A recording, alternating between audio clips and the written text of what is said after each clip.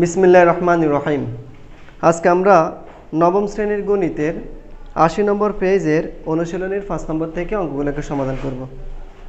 গত ক্লাসে আমরা ১ থেকে ৪ পর্যন্ত এই ৪টি অঙ্ককে সমাধান করছি। তো আজকে প্রথমে ৫ নম্বর অঙ্কটাকে সমাধান করব। ৫ নম্বর প্রশ্ন, করোনা ভাইরাসের নাম তোমরা সবাই জানো। এই ভাইরাস দ্রুত ছড়ায়। যদি করোনা ভাইরাস একজনের থেকে প্রতিদিন ৩ জনে ছড়ায়, তবে একজন থেকে এক মাসে মোট কতজন করোনা ভাইরাস আক্রান্ত হবে? কত দিনে ১ কোটি মানুষ আক্রান্ত হবে? তোমাকে প্রশ্নটা ভালো করে বুঝতে হবে। প্রশ্ন যদি বুঝো অঙ্ক সমাধান করা সহজ, আর প্রশ্ন না বুঝলে অঙ্ক সমাধান করাটা কঠিন হয়ে যাবে। এখানে দেখো বলছে প্রতিদিন একজন থেকে ৩ জনে ভাইরাস ছড়ায়। একজন থেকে কয়জনে? ৩ জনে। তাহলে প্রথম দিন আক্রান্ত ব্যক্তি কয়জন? চিন্তা করে বলো তো, প্রথম দিনে টোটাল আক্রান্ত ব্যক্তি কয়জন? ৪ জন। মাশাআল্লাহ। তাহলে প্রথম দিন ভাইরাস ছড়ায় কয়জন? একজন। যে ভাইরাস ছড়ায় বা রোগটা ছড়ায় সে কি আক্রান্ত না? তাহলে সে একজন আক্রান্ত। আর সে নতুন করে ছড়াবে কয়জনে? ৩ জনে। তাহলে সে একজন হচ্ছে রুগী, ছড়াইছে নতুন করে ৩ জনের মধ্যে। তাহলে নতুন রোগী হয়েছে ৩ জন, টোটাল কয়জন হয়েছে? ৪ জন। ঠিক আছে না কথা? তাহলে প্রথম দিন টোটাল রোগী হয়েছে ৪ জন। এবার আসো তো, দ্বিতীয় দিনে রোগ ছড়ায় কয়জন? ৪ জনে ছড়ায়। প্রথম দিন রোগ ছড়ায় একজন, আক্রান্ত হয় নতুন ৩ জন, টোটাল হচ্ছে ৪ জন। দ্বিতীয় দিন রোগ ছড়ায় ৪ জন, কয়জন নতুন আক্রান্ত হয়? ওই যে প্রতিজনে ৩ জন করি, তাহলে ৩ 4 12 জন। বুঝছো তো কথা? তাহলে টোটাল আক্রান্ত কতজন দ্বিতীয় দিনে? কতজন? না 16 জন। চিন্তা ভাবনা করো, তোমাকে বুঝতে হবে। কথাটা যদি বুঝো অঙ্ক সহজ, না বুঝলে কঠিন হয়ে যাবে। আবার বলতেছি শুরু থেকে, খেয়াল করো। প্রথম দিন রোগ ছড়ায় একজন, তাহলে পুরাতন আক্রান্ত একজন, নতুন আক্রান্ত হয় ৩ জন, তাহলে টোটাল আক্রান্ত ৪ জন। এটা প্রথম দিনটা শেষ। এবার দ্বিতীয় দিনেরটা আসো। দ্বিতীয় দিন রোগ ছড়ায় ৪ জন, তাহলে ৪ জন পুরাতন আক্রান্ত, নতুন করে আক্রান্ত হয় ৩ 4 12 জন, তাহলে টোটাল আক্রান্ত কত? 16 জন। আগে ৪ জন, নতুন করে 12 জন, 16 জন নাকি? এবার তৃতীয় দিন আসো তো, তৃতীয় দিনে কয়জনের রোগ ছড়ায়? 16 জন নাকি? তাহলে নতুন আক্রান্ত হয় কত? 16 গুণ 3, 3 ষোলো 48 জন। তাহলে পুরাতন আক্রান্ত 16, নতুন আক্রান্ত 48, টোটাল কত হয়েছে? 66 জন। কথা বুঝছো কি না? দেখো এভাবে করবো আমরা। তাহলে দেখো একটু মনোযোগ দিয়ে, এটা হচ্ছে ৫ নম্বর অঙ্ক, কেমন? তাহলে প্রথম দিন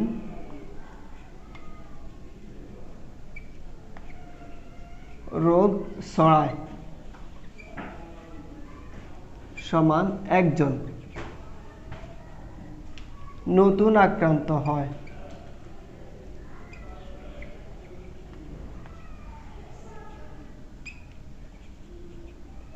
সমান ১ গুণ ৩ সমান সমান কতজন? ৩ জন। বলো ঠিক আছে? তাহলে প্রথম দিন রোগ ছড়ায় একজন, নতুন আক্রান্ত হয় ১ গুণ ৩, কারণ প্রতিজনের ৩ জনের মধ্যে ছড়ায়। তাহলে ১ গুণ ৩ সমান সমান ৩ জন। এবার মোট আক্রান্ত কতজন? সুতরাং মোট আক্রান্ত হয়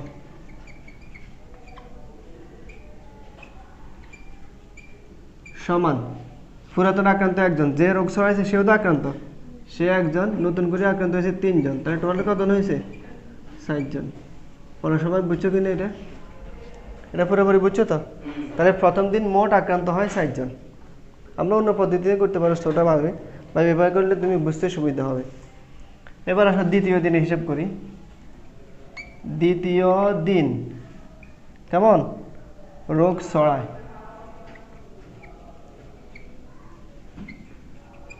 কতজন বলো তো? প্রথম দিন মোট আক্রান্ত লোক যারা আছে দ্বিতীয় দিনে তারা সবাই রোগ ছড়াবে নাকি? তাহলে রোগ ছড়ায় ৪ জন। নতুন আক্রান্ত হয়, নতুন আক্রান্ত হয় সমান একজনের ৩ জনের মধ্যে রোগ ছড়ায়, তাহলে ৪ জনের কয়জনের মধ্যে রোগ ছড়াবে? 12 জনের মধ্যে। তাই নতুন আক্রান্ত হয় কত? 12 জন। এবার আসলে দ্বিতীয় দিন মোট আক্রান্ত কত? 16 জন। সুতরাং মোট আক্রান্ত হয় সমান পুরাতন আক্রান্ত ৪, নতুন আক্রান্ত 12, কেমন? তাহলে টোটাল হচ্ছে 16 জন। সবাই বুঝছি তো এই পর্যন্ত? এবার দেখো তোমাদের সুবিধার্থে একটু লিখি। ৪ জনকে আমরা যদি লিখি 4 টু দি পাওয়ার 1, এক কথা না? 4 যে কথা, 4 টু দি পাওয়ার 1 একই কথা। আর 16 যে কথা 4 স্কোয়ার একই কথা। দেখো ঠিক আছে কিনা? তৃতীয় দিনটা একটু বাইর করে, তাহলে বুঝতে আরও সহজ হবে। তৃতীয় দিন রোগ ছড়ায়, দ্বিতীয় দিন মোট আক্রান্ত যতজন, তৃতীয় দিন তো তারা সবাই রোগ ছড়াবে নাকি, তাহলে তৃতীয় দিন রোগ ছড়ায় কতজন? 16 জন নতুন আক্রান্ত হয়।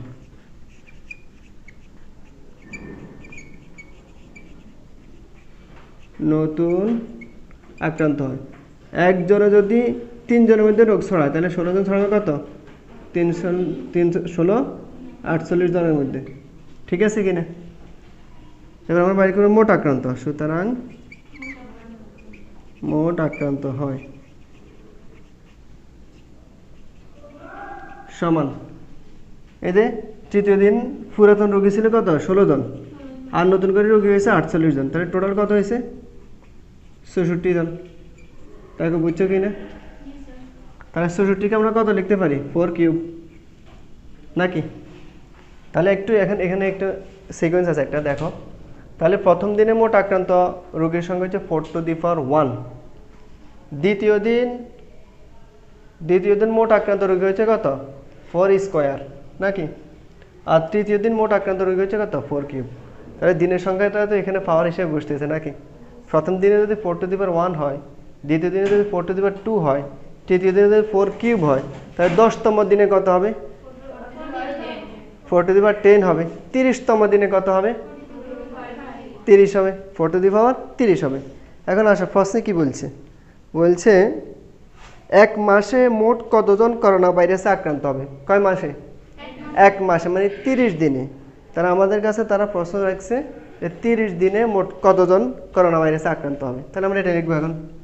সুতরাং অথবা অতএব দিয়ে করতে পারি আমরা। অতএব এক মাসে বা 30 দিনে মোট আক্রান্ত হবে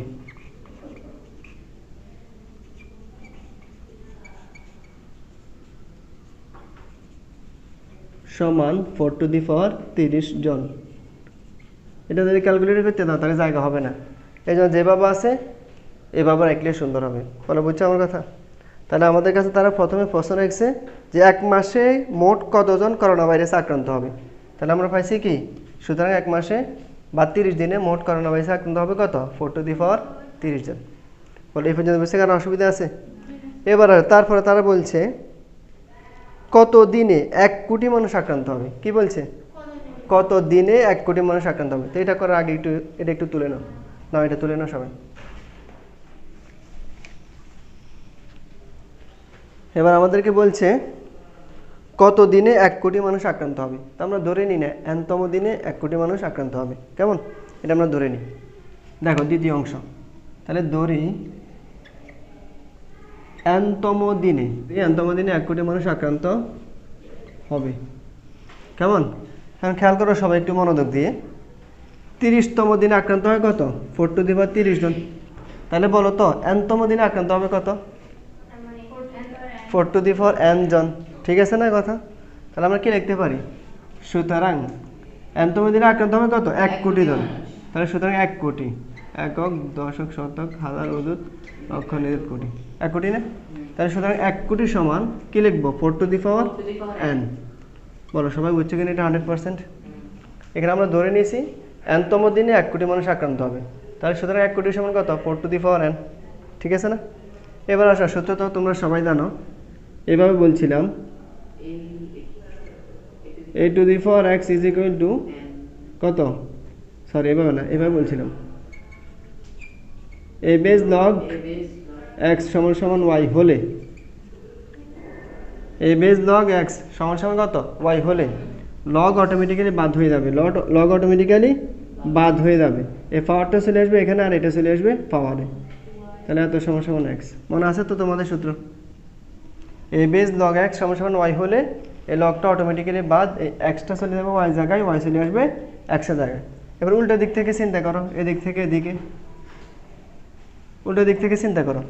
তাহলে a two the power y সমান সমান যদি x হয়, তাহলে log অটোমেটিক্যালি চলে আসবে, log অটোমেটিক্যালি আসবে। আর এই যে বেস কিন্তু চেঞ্জ হবে না, বেস যেভাবে আছে সেভাবে থাকবে। এই পাওয়ার চলে আসবে এখানে, এটা চলে আসবে পাওয়ারে। বলো ঠিক আছে কিনা? আবার বলতেছি এ বেজ লগ এক্স সমান ওয়াই হলে লগ অটোমেটিক্যালি বাদ, তাহলে এক্সটা চলে যাবে ওয়াই জায়গায়, অর্থাৎ পাওয়ারটা চলে আসবে ওয়াই জায়গায় আর ওয়াইটা চলে আসবে পাওয়ারের জায়গায়। আবার এখান থেকে এদিকে আসতে হলো সেম, লগ অটোমেটিক্যালি আসবে আর পাওয়ার চলে যাবে এক্সের জায়গায়, এক্স চলে আসবে পাওয়ারের জায়গায়। বুঝছো কি না? এখন এই সূত্রটা এখানে অ্যাপ্লাই করবো, সবাই মনোযোগ দাও। তাহলে লগ অটোমেটিক্যালি চলে আসছে, ওকে। বেস তো চেঞ্জ হবে না, বেস কত 4 না, বেস যেভাবে আছে এইভাবে। এবারে পাওয়ার চলে আসবে এখানে, এটা চলে আসবে কোথায় পাওয়ারে। বলো তো বুঝছো কিনা সবাই? তাহলে অ্যান্সার চলে আসবে এখানে। বলো সমস্যা আছে কিনা? তাহলে সূত্র অনুযায়ী, এই সূত্র অনুযায়ী এই যে অ্যানটা চলে আসছে এখানে আর এটা চলে আসছে অ্যানের জায়গায়। বলো বুঝছো তো? এবার ক্যালকুলেটর সাহায্য করবো আমরা, করো। 4 বেজ লগ 1 কোটি সমস্যা কত হয়? তাহলে এটার মান পাইছি আমরা কত, 11.6267। বলো ঠিক আছে? তাহলে এটা কার কাছাকাছি? 12 দিনের কাছাকাছি না? তাহলে আমরা লিখতে পারি কত, প্রায় 12 দিন নাকি? বলো সবাই বুঝছো কি না? তাহলে আমরা এখানে লিখছি এনতম দিনে 1 কোটি মানুষ আক্রান্ত, 1 কোটি মানুষ আক্রান্ত হবে। তাহলে এনের মান কত, 12। এখন তাহলে আমরা লিখবো কি, সুতরাং প্রায় 12তম দিনে 1 কোটি মানুষ আক্রান্ত হবে। বলো বুঝছো? এবার আমরা 6 নম্বর অঙ্কটাকে সমাধান করব। 6 নম্বর প্রশ্ন, সেতুর চাচার 3 বিঘা জমি আছে। তিনি তার জমির উর্বরতা ঠিক রাখার জন্য প্রতি বছর 30 কেজি জৈব সার প্রয়োগ করেন। প্রতি কেজি সারে যদি প্রতি কাঠা জমির উর্বরতা 3% বৃদ্ধি করে, তবে সেতুর চাচার জমির অবশ্যই বের করো। কি বের করতে বলছে? অবশ্যই বের করো। তিনি যদি জমিতে সার প্রয়োগ না করতেন তাহলে কত বছর পরে তার জমিতে আর কোনো ফসল হবে না। তাহলে প্রথম প্রশ্ন হচ্ছে অবশ্যই বের করার জন্য বলছে। তো অবশ্যই কি, একটি নির্দিষ্ট সময় পর কোনো বস্তুর মূল্য হ্রাসকে বলে অবশ্যই। যেমন বইটার দাম কত এখন, মনে করো এখন 100 টাকা, 6 মাস পরে বইটার দাম হয়ে গেছে 50 টাকা। তাহলে 6 মাসের ব্যবধানে বইটার দাম কত কমছে, 50 টাকা কমে গেছে। এই 50 টাকা হচ্ছে অবশ্যই, মনে থাকবে। তাহলে একটি নির্দিষ্ট সময় পর বস্তুর মূল্য হ্রাসকে বা কোনো একটি বস্তুর মূল্য হ্রাসকে অবশ্যই বলে। অবশ্যয়ের সূত্র আছে, অবশ্যয়ের সূত্র আছে। অবশ্যয়ের সূত্র হচ্ছে এরকম, ফি সাফিক্স টি বা ফি সাব টি সমান সমান phi into 1 minus r whole to the power t. তোমাকে অবশ্যই পরিচয় জানতে হবে, পরিচয় না জানলে তুমি কীভাবে মান বসাবে, কেমন? এখানে ফিটা হচ্ছে তোমার প্রারম্ভিক মূলধন। ফিটা কি? প্রারম্ভিক মূলধন। অথবা এখানে তোমার প্রশ্নে উর্বরতার কথা আছে, তাহলে আমরা এটাকে প্রারম্ভিক উর্বরতা ধরে নিব, কেমন? তাহলে ফিটা হচ্ছে কি, প্রারম্ভিক উর্বরতা বা প্রারম্ভিক মূলধন। আরটা হচ্ছে অবশ্যয়ের হার। এই যে অবশ্যই বলছি মানে কত পার্সেন্ট তার মূল্যটা হ্রাস পাইছে সেটা। তাহলে আর কি বলে, অবশ্যয়ের হার বা অবশ্যয় হার, অবশ্যয় হার। আর টি হচ্ছে সময়, মানে কত সময় পর অবশ্যই হয়েছে, কেমন? টিটা হচ্ছে সময় আর ফিটা তো অবশ্যই, মানে টি সময় অবশ্যই, মনে থাকবে। তাহলে ফি টি সমান কত, phi into 1 minus r whole to the power t. ফিটা হচ্ছে প্রারম্ভিক মূলধন, আরটা হচ্ছে অবশ্যই হার, টিটা হইল সময় আর ফিটা হলো টি সময় অবশ্যই, মনে থাকবে তো ইনশাল্লাহ। এই সূত্রটা আমাদের লাগবেই অঙ্কের ক্ষেত্রে। তো একটু ভালো করে প্রশ্ন বুঝো, প্রশ্ন বুঝলে অঙ্ক এমনি সহজ হয়ে যায়, কিন্তু প্রশ্ন না বুঝলে অঙ্ক কঠিন হয়ে যায়। প্রশ্ন আমি আবার পড়তেছি, কি বলছে, সেতুর চাচার 3 বিঘা জমি আছে। কয় বিঘা? 3 বিঘা। এবার দেখো পরের লাইনে মাঝখানে বলছে প্রতি কেজি সারে যদি প্রতি কাঠা জমির উর্বরতা 3% বৃদ্ধি পায়। তাহলে জমি আছে বিঘাতে, সার প্রয়োগ করছে সেটা অ্যাপ্লাই হয়েছে কোথায়, কাঠায়। তাহলে বিঘা থেকে তোমাকে কাঠায় আসতে হবে, সেটা তো আমরা সবাই জানি। 1 বিঘার সময় কয় কাঠা? 20 কাঠা। তাহলে প্রথমে বিঘা থেকে আমরা আসবো কোথায়, কাঠায় চলে আসবো, বুঝছো? তো দেখো এই অংশটা আগে করে ফেলি, তারপরটা পরে, কেমন? একটু সবাই মনোযোগ দাও। তাহলে সেতু চাচার 3 বিঘা জমি আছে, আমরা লিখতে পারি চাচার জমি আছে সমান 3 বিঘা। 6 নম্বর, কেমন? চাচার জমি আছে সমান 3 বিঘা। সার প্রয়োগ করছে কোথায়, কাঠা হিসেবে। তাহলে আমরা বিঘাকে কাঠায় নিব। তাহলে 3 গুণ 1 বিঘা সমান 20 কাঠা। তাহলে আমরা 20 দ্বারা গুণ করার সাথে সাথে কী হয়ে গেছে, কাঠা হয়ে গেছে। তাই 3 দিয়ে 20 গুণ করলে 60 কাঠা। তাহলে চাচার জমি আছে কত, 3 বিঘা, মানে 60 কাঠা জমি আছে। চাচার কতটুকু জমি আছে, 60 কাঠা। এখন দেখো বলছে তিনি তার জমির উর্বরতা ঠিক রাখার জন্য প্রতি বছর 30 কেজি জৈব সার প্রয়োগ করেন। প্রতি বছর কত কেজি জৈব সার প্রয়োগ করেন? 30 কেজি। তাহলে বলো তো 30 কেজি সার কোথায় প্রয়োগ করেন? 60 কাঠা জমিতে প্রয়োগ করেন। তাহলে আমরা লিখতে পারি 60 কাঠা জমিতে সার প্রয়োগ করেন 30 কেজি। সুতরাং 1 কাঠা জমিতে কতটুকু প্রয়োগ করেন সেটা বাইর করা যাবে তো? দেখো, তাহলে আমরা লিখে নিই 60 কাঠা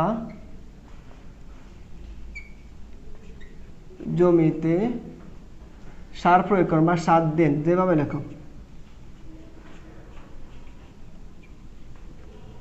প্রয়োগ করেন সমান 30 কেজি। সুতরাং 1 কাঠা জমিতে সার প্রয়োগ করেন, কম না বেশি বলো তো? কম। কম হলে কি হবে? ভাগ। তাহলে 30 ভাগ 60 কেজি, জানি তো এটা আমরা। এবার কাটাকাটি করলে কত হবে? 1/2 কেজি, মানে আধা কেজি, হাফ কেজি। ঠিক আছে না? তাহলে প্রতি 1 কাঠা জমিতে তিনি কতটুকু সার দেন? হাফ কেজি সার দেন। এখন আসো তারপরে প্রশ্নে বলছে প্রতি কেজি সারে যদি প্রতি কাঠা জমির উর্বরতা 3% বৃদ্ধি করে, তাহলে 1 কেজি সারে 1 কাঠা জমির উর্বরতা কত পার্সেন্ট বৃদ্ধি পায়? 3%। প্রশ্ন বুঝতে হবে, প্রশ্ন না বলে কঠিন হয়ে যাবে। প্রতি কেজি সারে মানে 1 কেজি সারে প্রতি কাঠা জমির মানে 1 কাঠা জমির উর্বরতা 3% বৃদ্ধি করে। তাহলে 1 কাঠা জমির উর্বরতা বৃদ্ধি করতে সার লাগে কত? 1 কেজি। বুঝছো কি না? তাহলে 1 কেজি সারে 1 কাঠা জমির উর্বরতা বাড়ে 3%। তো আমরা দেখবো হাফ কেজি সারে তাহলে কতটুকু বাড়ে। বুঝছো কি না কথা? তো দেখা জিনিসটা নাকি, তাহলে 1 কেজি সারে উর্বরতা বৃদ্ধি পায় কেমন? 1 কেজি সারে জমির উর্বরতা বাড়ে বা উর্বরতা বৃদ্ধি পায়। উর্বরতা বৃদ্ধি পায় সমান কত? 3%। দেখো ঠিক আছে কিনা? তাহলে 1 কেজি সারে 1 কাঠা জমির উর্বরতা বৃদ্ধি পায় 3%। 1 কাঠা লিখি নেই, বড় হয়ে যাবে এর জন্য। তাহলে 1 কেজি সারে জমির উর্বরতা বৃদ্ধি পায় 3%। এখানে কত কেজি সার? সুতরাং হাফ কেজি সারে জমির উর্বরতা বৃদ্ধি পায় সমান 3 গুণ হাফ। পার্সেন্ট দিতে আছে, পার্সেন্ট পরে দিলাম আর কি, 3-এর সাথে না দিয়ে পরে দিয়েছি, সমস্যা নেই তো। এবার আসার কাজ করলে কত হবে? 2 দিয়ে 3কে ভাগ করলে 1.5 না? তাহলে 1.5%। বলো সবাই বুঝছো কি না? তাহলে হাফ কেজি সারে 1 কাঠা জমির উর্বরতা বাড়ে কত? 1.5%। আচ্ছা, উর্বরতা বৃদ্ধি পায় মানে কি? মানে আমি যদি সার প্রয়োগ করি তাহলে আমার জমির উর্বরতা বাড়বে 1.5%। আর সার যদি প্রয়োগ না করি তাহলে কি হবে? তাহলে উর্বরতা হ্রাস পাবে 1.5%। কথাটা বুঝতে হবে। যদি আমি 1 কাঠা জমিতে হাফ কেজি সার প্রয়োগ করি 1 বছরে, তাহলে আমার জমির উর্বরতা বাড়বে কত? 1.5%। এখন উল্টো দিক থেকে চিন্তা করো, যদি সারটা না দিই তাহলে কি হবে? হ্রাস পেয়ে যাবে। আর হ্রাস পাওয়াটা যেটা সেটা হলো কি? অবশ্যই। কথা বুঝছো কি না? তো জিনিসটা আমরা একটু লিখে নিই আগে। তাহলে আমরা লিখতে পারি সুতরাং বা অতএব সার প্রয়োগ না করলে সার প্রয়োগ না করলে সার প্রয়োগ না করলে জমির উর্বরতা হ্রাস পাবে। এটা 1 বছর, প্রতি বছর বছর জমির উর্বরতা হ্রাস পাবে। উর্বরতা হ্রাস পাবে সমান 1.5%। তাহলে উর্বরতা যে হ্রাস পাইতেছে এটাই তো অবশ্যই। তাহলে আমরা কি লিখতে পারি? সুতরাং অবশ্যই সমান 1.5%। বলো কারো বুঝতে অসুবিধা আছে কিনা? তাহলে আমাদেরকে প্রথমে বলছে অবশ্যই নির্ণয় করার জন্য, নাকি জমির অবশ্যই বের করো। তাহলে জমির অবশ্যই আমরা পেয়ে গেছি কত? 1.5%। তারপরে কি বলছে? তিনি যদি জমিতে সার প্রয়োগ না করতেন তাহলে কত বছর পরে তার জমিতে আর কোনো ফসল হবে না। তো দ্বিতীয় অংশ বাকিটা তুলে নাও সবাই, তুলো। আচ্ছা, দ্বিতীয় অংশ দেখো, প্রশ্ন আবার পড়তেছি। তাহলে কি বলছে আমাদেরকে? তিনি যদি জমিতে সার প্রয়োগ না করতেন তাহলে কত বছর পরে তার জমিতে আর কোনো ফসল হবে না। মানে সার যদি প্রয়োগ না করেন তাহলে তো জমির উর্বরতা আস্তে আস্তে কমবে, কমতে কমতে কমতে কমতে এক পর্যায়ে এমন হইতে পারে যে সেখানে আর কোনো ফসল হবে না। এখন কত বছর পরে সেটা হবে এটা আমাদেরকে বাইর করার জন্য বলছি। তো আমরা ধরে নিই জমিতে সার প্রয়োগ না করলে টি বছর পরে জমিতে আর কোনো ফসল হবে না। আমরা ধরে নিতেছি, খেয়াল করো, সম্পূর্ণ বই লেখাটা দেখে দেখে লিখতেছি, কেমন? তাহলে ধরি সার প্রয়োগ না করলে কোনো ফসল হবে না। বলো এই পর্যন্ত ঠিক আছে কিনা? এটা আমরা ধরে নিয়েছি। প্রশ্ন বলছে জমিতে সার প্রয়োগ না করতেন তাহলে কত বছর পরে তার জমিতে আর কোনো ফসল হবে না। তো আমরা ধরে নিয়েছি কি জমিতে সার প্রয়োগ না করলে 30 বছর পরে জমিতে আর কোনো ফসল হবে না। কেমন? তো এক্ষেত্রে দেখো আমরা কি সূত্র দিব? নিশ্চয়ই অবশ্যই সূত্র দিব, কারণ এখানে দেখো মূল্য হ্রাস পাইছে নাকি। তাহলে এই ক্ষেত্রে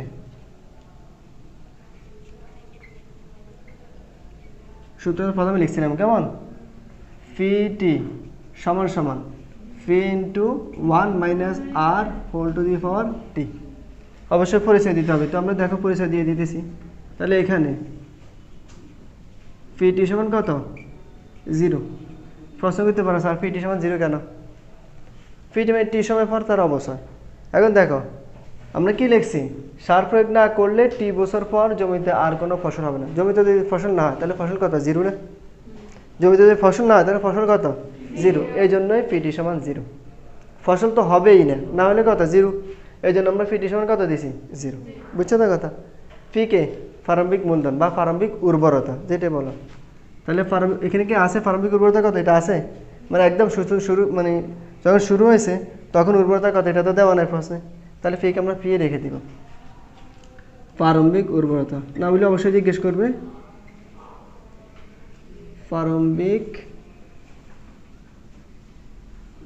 উর্বরতা সমান ফি ধরে নিলাম আমরা। আর কে? অবশ্যই হার। অবশ্যই হার আর সমান কত বলো তো? এদের প্রথম অংশ দেখে বইতে নাই, এখানে 1.5%। অবশ্যই হার কত? 1.5%। 100 দ্বারা ভাগ করে আমরা দশমিকে নিয়ে দেবো, তাহলে 0.015। বুঝছো কি না? 100 দ্বারা ভাগ করলে কত হবে? 0.015। বুঝছো তো? আর টি হচ্ছে কি সময়, তাহলে সময় টি সমান ওয়াট। আমরা তো টি বাইর করবো নাকি, দেখো তো টি বছর পর কি বাইর করবো? টি বাইর করবো। তাহলে সময় টি সমান ওয়াট, মানে টি এর মান আমরা বাইর করবো। বলো এই পর্যন্ত ঠিক আছে কিনা? এবার মানগুলো বসাই দাও। তাহলে দ্যাট ইমপ্লাইজ, অথবা বাও দিতে পারো, সমস্যা নেই। ফি মান কত? 0 সমান ফি যেভাবে আছে এভাবে 1 মাইনাস আর, আর এর মান কত? 0.015। টির মান যেভাবে আছে এভাবে। ওকে, এবার দেখো তো সবাই ফি এটা এখানে কি আকার আছে? গুণ। অপর দিকে আসলে কি হবে? ভাগ। তাহলে ফি দিয়ে 0কে ভাগ করলে বা 0 দিয়ে ফিকে ভাগ করলে কত হয়ে যাবে? ফিটা 0 হয়ে যাবে না? তাহলে 0 সমান সমান, এবার বিয়োগ করে দাও। বুঝো না মনে হয়? এখানে ফি এটা গুণ আকারে আছে, তো ফিটাকে আমরা এদিকে নিয়ে আসবো সমান চিহ্নের বাম দিকে। তাহলে ফি এটা সমান চিহ্নের বাম দিকে আসলে কত? 0/ফি হবে। আর 0/ফি মানে কত? 0 হতো। তাহলে ফি এটা বাদ। এবার বিয়োগ করো। 1 মাইনাস 0.015 থেকে, মানে 1 থেকে এত বাদ দিলে কত হবে? খেয়াল করো, 1 মানে হচ্ছে 1.000, এটা জানো তো? আর এখানে আছে কত? 0.015। বিয়োগ করো, তাহলে 10 থেকে 5 গেলে 5, 2 হয়ে গেছে 8, 1 হয়ে গেছে 9, আর হচ্ছে 0। তাহলে 0.985। বুঝছো কি না? তাহলে 1 থেকে না বুঝলে ক্যালকুলেটর আছে, 1 থেকে এতকে বিয়োগ করলে হবে কত? 0.985। তাহলে 0.985 হোল টু দি পাওয়ার টি। বলো এই পর্যন্ত ঠিক আছে কিনা? এবার সবাই একটু মনোযোগ দাও। ওই যে আমরা একটু আগে যে সূত্র অ্যাপ্লাই করছি 1 নম্বরে, ওই সূত্রটা আবার অ্যাপ্লাই করবো। তাহলে দ্যাট ইমপ্লাইজ লগ অটোমেটিক্যালি চলে আসবে। কেমন?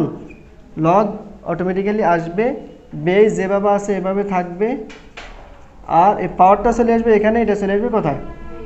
পাওয়ারে। তাহলে পাওয়ার চলে আসবে টি এর জায়গায়, আর টি আসবে কোথায়? 0 আসবে কোথায়? টি এর জায়গায়। মানে পাওয়ারটা 0 জায়গায়, 0 আসবে কোথায়? টি এর জায়গায়। বুঝছো কি না? ফার্স্ট নম্বর আমরা এটা পুরোপুরি বুঝেছিলাম। কেমন হয়েছে? এখন তোমরা বলো লগ 0 মান কত? না, কত? আমরা জানি লগের মান 0 বার ঋণাত্মক হয় না। লগের মান কি হয় না? 0 বার ঋণাত্মক হয় না। তাহলে এখানে আছে লগ 0। লগ 0 কোনো মান আছে? নাই। ক্যালকুলেটর তুমি টেস্ট করে দেখতে পারো, নাই। লগ 0 কোনো মান নাই, এটা অসংজ্ঞায়িত। তাহলে আমরা কি লিখবো? সমান সমান অসংজ্ঞায়িত। সংজ্ঞায়িত। অসংজ্ঞায়িত মানে কি? মানে আমরা টি এর মান, সময়টা আমরা পাই নাই। সময় কি করিনি আমরা? পাই নাই। আমার কথা বুঝছো কিনা তোমরা? আচ্ছা এখন আসো, অসংজ্ঞায়িত মানে টি এর মান পাই নাই। এর মানে কি? এর মানে জমিতে সার প্রয়োগ করলে ফসল হবে না এমন কোনো সময় আসবে? চিন্তা করো, জমিতে আমি সার প্রয়োগ করি নাই, প্রথম বছর উর্বরতা 1.5% কমছে, দ্বিতীয় বছর মনে করেন আরও এত % কমছে, তৃতীয় বছর আরও কমছে, চতুর্থ বছর আরও কমছে। এবার যতই কমুক না কেন ফসল হবেই, কিছু না কিছু ফসল হবেই। মানে ফসল একেবারেই হবে না এমন কোনো সময় আসবে না, কারণ আমরা টি এর মান পাই নাই। টি এর মান যদি 5 পাইতাম তাহলে আমরা বলতে পারতাম যে 5 বছর পরে আর কোনো ফসল হবে না। টি এর মান যদি 10 পাইতাম, মানে সময় আর কি, তাহলে আমরা বলতে পারতাম 10 বছর পরে আর কোনো ফসল হবে না।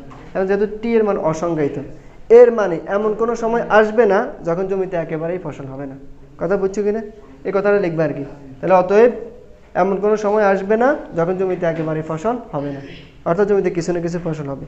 তাহলে আমাদের 6 নম্বর অঙ্ক সমাধান করা শেষ। নাও তুই না। এবার আমরা 7 নম্বর অঙ্কটাকে সমাধান করব। 7 নম্বর প্রশ্ন, 1918 সালের 8 জুলাই মৌলভীবাজারের শ্রীমঙ্গলে যে ভয়াবহ ভূমিকম্প সংঘটিত হয় রিক্টার স্কেলে তার মাত্রা 7.6 এবং 1997 সালের 22 নভেম্বর চট্টগ্রামে যে ভূমিকম্প সংঘটিত হয় যার মাত্রা 6.0 রেকর্ড করা হয়, শ্রীমঙ্গলের ভূমিকম্পটি চট্টগ্রামের ভূমিকম্পের চেয়ে কত গুণ বেশি শক্তিশালী ছিল? তো দেখো, ভূমিকম্পের তীব্রতা এরকম একটা সূত্র আছে, প্রথমে আমরা এই সূত্রটা শিখবো, বা ভূমিকম্পের মাত্রা। সবাই মনোযোগ দাও। ভূমিকম্পের মাত্রা নির্ণয় সূত্র হচ্ছে R = log I/s। R = কত? log I/s। তো তোমাকে অবশ্যই পরিচয় জানতে হবে আর কে, আই কে, এস কে। তো আইটা হচ্ছে ভূমিকম্পের মাত্রা, আই কে ভূমিকম্পের মাত্রা, ভূমিকম্পের মাত্রা। আর আইটা হচ্ছে ভূমিকম্পের তীব্রতা, আই কে ভূমিকম্পের তীব্রতা, মানে ভূমিকম্প কতটুকু তীব্র হইতেছে। আর এসটা হলো ভূমিকম্পের আদর্শ তীব্রতা বা আদর্শ ভূমিকম্পের তীব্রতা। এটা একটা নির্দিষ্ট মান আছে, যদি এই মুহূর্তে আমার মনে নাই, বইতে আছে, বুঝছো? এটা নির্দিষ্ট একটা মান আছে, যদি আমরা অঙ্কের ক্ষেত্রে কিন্তু বসাবো না, এই জন্য এটা আমাদের এখন লাগবে না। তাহলে আর কে ভূমিকম্পের মাত্রা, আই কে ভূমিকম্পের তীব্রতা, এস কে আদর্শ ভূমিকম্পের তীব্রতা। আর এখানে বেজ নাই, তো বেজ না থাকলে আমরা বেজ 10 ধরে নিব। কত ধরে নিব? 10। কেমন? তো দেখো অঙ্কটা শুরু করতেছি, বলো। হ্যাঁ, বেজ না থাকলে আমরা নর্মালি বেজ 10 ধরে নিই। কেমন? লগের বেজ নর্মালি 10 হয় আর লনের বেজ নর্মালি ই হয়। কেমন? তো দেখো তাহলে এখানে বলছে শ্রীমঙ্গলে যে ভয়াবহ ভূমিকম্প সংঘটিত হয় রিক্টার স্কেলে তার মাত্রা 7.6। তাহলে আমরা ধরে নিই 7.6 মাত্রার ভূমিকম্পের তীব্রতা ধরে নিই আমরা। খেয়াল করো 7 নম্বর। কেমন? তাহলে দড়ি বা মনে করি যেভাবে লেখো 7.6 মাত্রার ভূমিকম্পের তীব্রতা, 7.6 মাত্রার ভূমিকম্পের তীব্রতা, ভূমিকম্পের তীব্রতা সমান কত দিতাম? ধরে নিলাম এটাকে আই অথবা I1 ধরে নিলাম। তাহলে ধরি 7.6 মাত্রার ভূমিকম্পের তীব্রতা কত? I1। কেমন? তাহলে এক্ষেত্রে আমরা এখন সূত্র দিব। এক্ষেত্রে মনোযোগ দাও। তাহলে এক্ষেত্রে সূত্র কত? R সমান log I/s। তাহলে আর এর মান কত? 7.6। এতে আরটাকে ভূমিকম্পের মাত্রা, তাহলে ভূমিকম্পের মাত্রা কত? 7.6। তাহলে এক্ষেত্রে 7.6 = 10 বেজ log কত? I/s। তো আই কত ধরে নিয়েছি আমরা? I1। তাহলে I1/s। বলো ঠিক আছে কিনা? এবার এখানে আমরা সূত্র অ্যাপ্লাই করবো। সবাই মনোযোগ দাও, পাশাপাশি করে দিতেছি। দ্যাট ইমপ্লাইজ ওইটা আগের মতো লগ অটোমেটিক্যালি বাদ, লগ অটোমেটিক্যালি বাদ। এই পাওয়ারটা চলে আসবে এখানে আর এটা চলে আসবে কোথায়? পাওয়ারে। তাহলে পাওয়ার আসবে এখানে। এর মানে হচ্ছে I1/s = 10⁻7.6। বলো সবাই বুঝছো কিনা? লগ অটোমেটিক্যালি বাদ, পাওয়ার চলে আসবে এখানে, এটা চলে আসবে কোথায়? পাওয়ারে। তাহলে 10⁻7.6 আর এখানে আসবে কত? I1/s। এটাকে আমরা দিলাম 1 নং। বলো এ পর্যন্ত কারো বুঝতে অসুবিধা আছে? এবার দেখো তারপর প্রশ্নের দ্বিতীয় অংশ। 1997 সালের 22 নভেম্বর চট্টগ্রামে যে ভূমিকম্প সংঘটিত হয় যার মাত্রা 6.0 রেকর্ড করা হয়, তাহলে পরবর্তীতে যে ভূমিকম্প হয়েছিল তার মাত্রা কত? 6.0। তাহলে আমরা এটা ধরে নিই। এবার আবার ধরি 6.0 মাত্রার ভূমিকম্পের তীব্রতা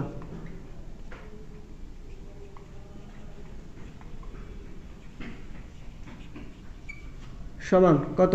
I2। কেমন? তাহলে আবার ধরি 6.0 মাত্রার ভূমিকম্পের তীব্রতা I2। তাহলে এক্ষেত্রে আমরা কি লিখতে পারি, এক্ষেত্রে দেখো আর মান কত 6.0 নাকি ভূমিকম্পের মাত্রা। তাহলে এক্ষেত্রে 6.0 is equal to 10 base log কত I2/s, I2/s। বলো 100% বুঝছো কিনা? এবার এখানে আমরা সূত্র অ্যাপ্লাই করবো, একটু খেয়াল করো সবাই, আমরা প্রায় শেষের দিকে চলে আসছি। তাহলে দ্যাট ইমপ্লাইজ আগের মতো লগ অটোমেটিক্যালি বাদ, পাওয়ার চলে আসবে এখানে, এটা চলে আসবে কোথায় পাওয়ারে। তাহলে I2/s is equal to 10 to the power কত, হ্যাঁ তাহলে এটাকে আমরা দিলাম 2 নং সমীকরণ। বলো ঠিক আছে? এবার আমরা বড়টা থেকে ছোটটাকে ভাগ করব। বলো 1 বড় না 2 বড়?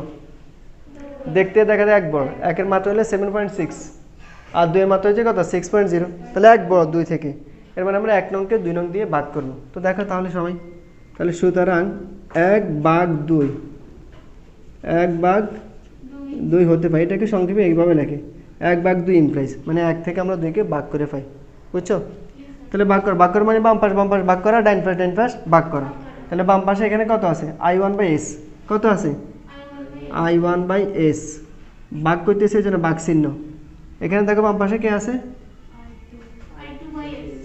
I2/s। বলো ঠিক আছে কিনা? তাহলে ভাগ করা মানে হচ্ছে বাম পাশ ভাগ করা, সমান চিহ্ন দিয়ে ডান পাশ ভাগ করা। তাহলে বাম পাশে আছে I1/s, যেহেতু ভাগ করতেছে এই জন্য ভাগ চিহ্ন, এখানে বাম পাশে আছে I2/s সমান। এবার ডান পাশে এখানে কত আছে 10 টু দি পাওয়ার 7.6, যেহেতু ভাগ করতেছে এই জন্য ভাগ চিহ্ন, এখানে আছে কত 10 টু দি পাওয়ার 6.0। বলো ঠিক আছে? এবার আসো তাহলে দ্যাট ইমপ্লাইজ I1/s যেভাবে আছে এভাবে ভাগকে দিছি গুণ, ভগ্নাংশ কি হবে উল্টে যাবে, তাহলে S/I2। ঠিক আছে?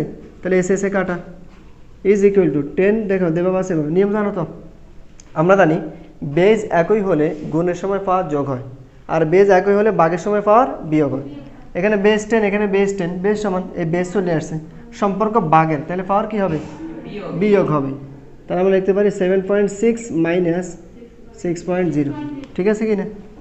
এবার দেখো তাহলে উপরে আছে তোমার I1, নিচে আছে কত I2 ইজ ইকুয়াল টু, এবার এখানে কাজ করো 10 টু দি পাওয়ার 7.6 মাইনাস 6.0, তাহলে কত 1.56 না 1.6। এবার আমরা ক্যালকুলেটরের সাহায্যে করবো 10 টু দি পাওয়ার 1.6 সমান কত, অনেকগুলো আসছে, তাহলে 39.81 পর্যন্ত দিলাম আমরা। বলো ঠিক আছে? তাহলে 39.81 এর মানে কি 40, আমরা নর্মালি এটাকে পূর্ণ সংখ্যায় নেব, কিসে নেব পূর্ণ সংখ্যায়। তাহলে 39.81 মানে 81, তাহলে এটাকে কত ধরবো আমরা 40, তাহলে প্রায় এসিনোটা হচ্ছে প্রায় 40। বলো সবাই বুঝছো কিনা? অথবা সমান দিয়ে 40 দিয়ে প্রায় লিখতে পারো, সমান 40 প্রায়, এভাবে লেখা যায়, সমস্যা নেই। বলো বুঝছো কিনা? দেখো আর একটা লাইন আমি এখানে করে দিয়েছি, একটু বুঝে নিও কেমন, আমার তো আর জায়গা নেই, এটা পরের লাইন।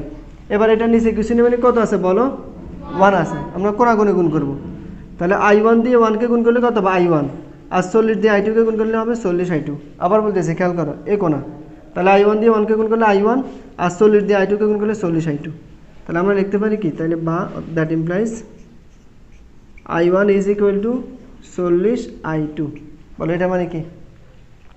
এটা মানে হচ্ছে I1 এর তীব্রতা I2 এর তীব্রতার কত গুণ 40 গুণ, আর I1 কোনটা 7.6 এরটা, I2 কোনটা 6.0টা। তাহলে আমরা কি লিখবো শেষ লাইন, দেখো ফিনিশিংটা কি দিব। তাহলে আমাদেরকে বলছে শ্রীমঙ্গলের ভূমিকম্পটি চট্টগ্রামের ভূমিকম্পের চেয়ে কত গুণ বেশি শক্তিশালী ছিল। এবার লিখবা আর কি, অতএব শ্রীমঙ্গলের ভূমিকম্পটি চট্টগ্রামের ভূমিকম্পের চেয়ে 40 গুণ বেশি শক্তিশালী ছিল। বুঝছো কিনা? 40 গুণ কেন বলছি, 40 ইন্টু I2 মানে কি I2 এর সাথে 40টা গুণ আকার আছে, তাহলে I2 হচ্ছে 40 গুণ, এজন্য লিখবো শ্রীমঙ্গলের ভূমিকম্পটি চট্টগ্রামের ভূমিকম্পের চেয়ে 40 গুণ বেশি শক্তিশালী ছিল। তো খেয়াল করো আজকে আমরা 6, 5, 6, 7 এই 3টা অঙ্ক সমাধান করছি। 8 নম্বরটা প্রায় 7-এর মতো করে, তো এই 3টা তোমরা অবশ্যই সমাধান করবে, 7, 8 নম্বরটা তোমরা বাসায় চেষ্টা করবে, আশা করতেছি পারবে। যদি বুঝতে সমস্যা হয় তাহলে আমি নেক্সট ক্লাসে করে দিব। তো আজকে এই পর্যন্তই, নেক্সট ক্লাস পর্যন্ত সবাই সুস্থ থেকো, ভালো থেকো, এই কামনাই করি। আল্লাহ হাফিজ।